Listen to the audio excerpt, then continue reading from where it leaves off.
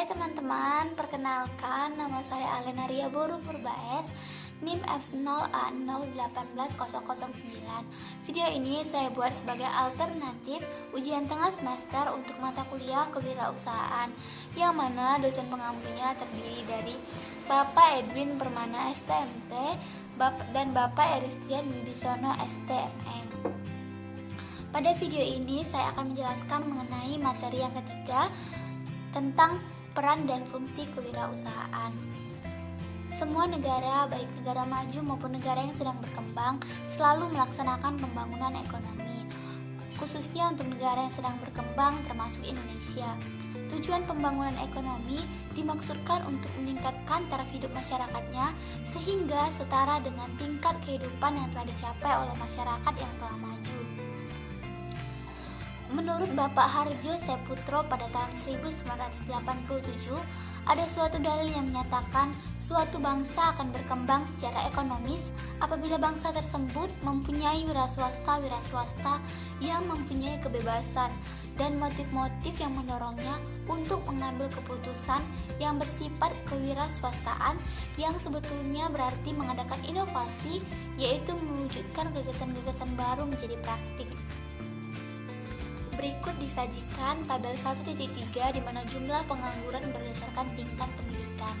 Dari total pengangguran sebanyak 4.197.306 orang pada tahun 1997, sebanyak 50% merupakan angkatan kerja lulusan sekolah menengah atas SMA dan 5,6% adalah sarjana atau S1 lulusan universitas.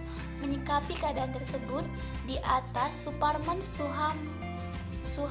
Suhamijaya mengatakan bahwa untuk mengatasi jumlah pengangguran yang semakin meningkat dan untuk melaksanakan pembangunan ekonomi negara, Indonesia membutuhkan 2% dari jumlah penduduknya yang mempunyai jiwa top entrepreneur. Ada sedikit penjelasan singkat mengenai peran dan fungsi kewirausahaan. Wirausaha yang baik adalah mereka yang berperan dan berfungsi untuk meningkatkan dan sekaligus memperkuat bangsa dan negara. Fungsi merujuk pada jenis kegiatan atau tugas yang dilaksanakan, sedangkan istilah peran merujuk kepada aktor atau pelaku yang mengemban tugas tersebut. Berikut bagian fungsi dan peran dalam wirausaha. Yang pertama yaitu peran dan fungsi selaku inovator, yang kedua yaitu peran dan fungsi selaku penanggung risiko, yang ketiga yaitu peran dan fungsi selaku pemimpin, yang keempat yaitu peran dan fungsi selaku pengambil keputusan, yang kelima yaitu peran dan fungsi selaku penghubung. Untuk peran dan fungsi selaku inovator, Peter F. Drucker 1985 mengungkapkan bahwa peran pokok dari seorang wirausaha adalah melakukan inovasi. Menurutnya, inovasi adalah alat spesifik wirausaha. Prinsip inovasi ada dua. Yang pertama yaitu menganalisis peluang. Dalam melakukan inovasi yang bertujuan dan sistematis, seorang wirausaha memulainya dengan menganalisis peluang. Yang kedua yaitu konseptual dan perseptual. Karena inovasi bersifat konseptual dan perseptual, maka seorang wirausaha terlebih dahulu juga harus memikirkan konseptual dan perseptual dari suatu produk yang akan diciptakan.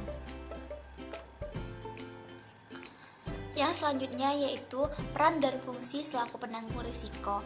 Meredith pada tahun 1996 mengungkapkan bahwa para wirausaha merupakan pengambil risiko yang sudah diperhitungkan.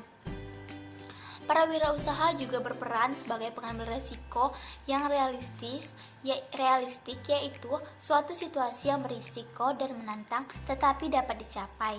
Dalam peran selaku penanggung jawab risiko juga mengandung pengertian bahwa seorang wirausaha waktu mengambil keputusan harus siap menanggung risiko jika dampak dari keputusan yang diambilnya itu tidak sesuai dengan harapan.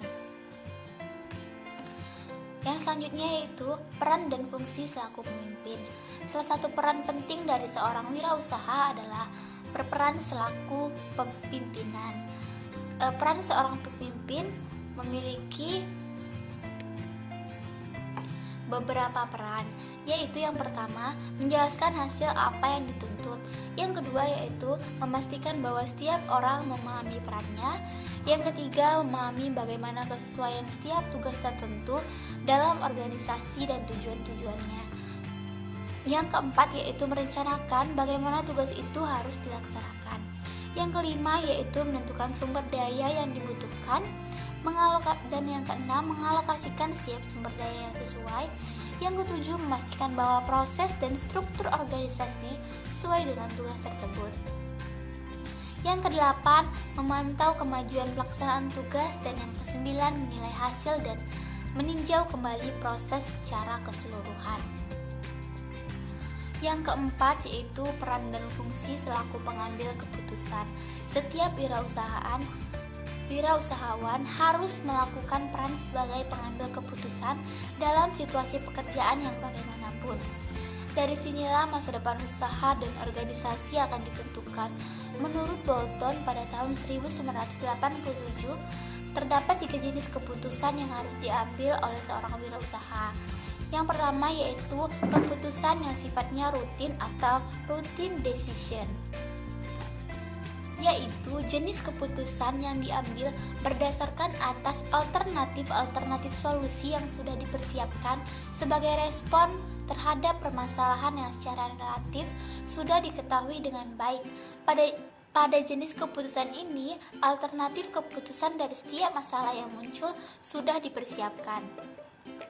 Yang kedua yaitu keputusan yang adaptif atau adaptive decision, yaitu jenis keputusan yang diambil sebagai respon terhadap masalah yang jarang terjadi sehingga hanya sebagian saja dari masalah dan alternatif pemecahannya yang diketahui. Yang ketiga yaitu keputusan yang inovatif atau innovative decision, yaitu keputusan yang diambil berdasarkan kepada penemuan baru dan diagnosis terhadap masalah-masalah baru yang tidak pernah dialami sebelumnya. Adanya penemuan dan masalah baru tersebut telah mengundang kreativitas pengambil keputusan untuk mengambil alternatif solusi yang unik dan inovatif. Yang kelima yaitu peran dan fungsi selaku penghubung. Peran penghubung ini bisa berupa melakukan hubungan dengan orang-orang yang di perusahaan atau organisasi tempat di mana ia bekerja maupun dengan orang atau pihak lain yang berada di luar organisasi. Pelanggan adalah segala-galanya. Oleh sebab itu, pelanggan harus ditempatkan di atas semua kepentingan. Maksudnya bahwa setiap upaya yang dilakukan dari mulai perencanaan produk atau jasa yang akan disediakan, organisasi yang dibangun, strategi pemasaran yang kita tempuh, semuanya harus diorientasikan pada kebutuhan dan keinginan pelanggan. Sebagai contoh, selama pemerintahan Orde Baru, tumbuh dan berkembangnya perusahaan-perusahaan nasional keturunan Cina di Indonesia adalah tidak terlepas dari kemampuan mereka dalam melakukan peran hubungan dengan pihak luar, terutama badan-badan pemerintah dan pemegang kendali kekuasaan. Untuk menjalankan peran dan fungsinya sebagai penghubung, seorang wirausaha juga harus pintar dalam menjalin hubungan baik dengan para pemasok atau supplier, para wirausahaan lain, para profesional seperti bankir, konsultan manajemen, agen asuransi, pengacara, dan pihak lain yang dapat meningkatkan kemajuan usaha yang dikelola. Demikianlah video penjelasan saya mengenai peran dan fungsi kewirausahaan. Semoga apa yang saya sampaikan dapat bermanfaat dan boleh menambah pengetahuan teman-teman mengenai peran dan fungsi kewirausahaan. Sekian dan terima kasih.